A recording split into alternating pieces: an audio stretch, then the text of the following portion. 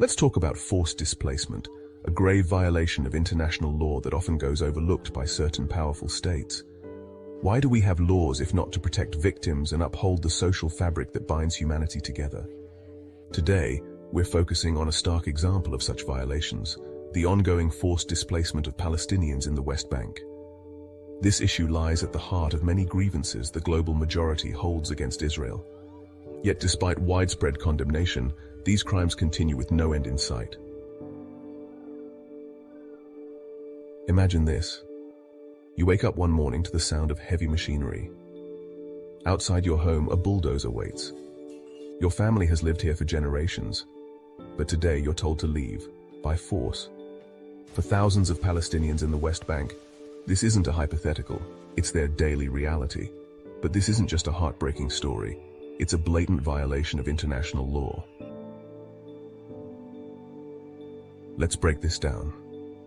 The Fourth Geneva Convention, ratified by over 190 countries, states in Article 49, "The occupying power shall not deport or transfer parts of its own civilian population into the territory it occupies."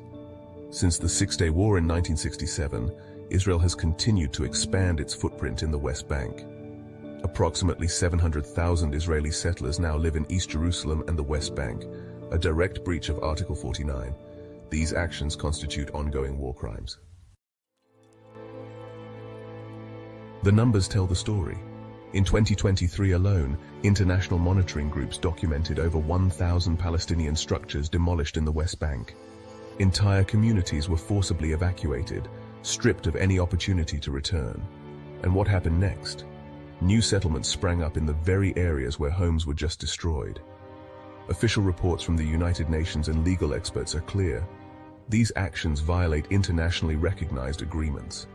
The West Bank is considered occupied territory under UN resolutions and rulings from the International Court of Justice. Some argue that because Jordan's sovereignty over the West Bank wasn't widely recognized before 1967, Israel didn't technically occupy it but instead took control of disputed land. However, this claim doesn't hold up legally. Here's why. Occupation law applies regardless of who controlled the land previously. The defining factor is that Israel seized the West Bank by force and maintains military control over it today.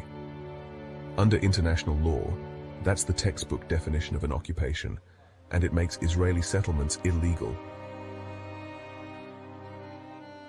Yet despite these clear violations, there are no real repercussions. Palestinian families are displaced, their homes reduced to rubble, while Israel faces no accountability. Instead, it often receives protection and diplomatic cover for its actions, shielding these ongoing war crimes from meaningful consequences.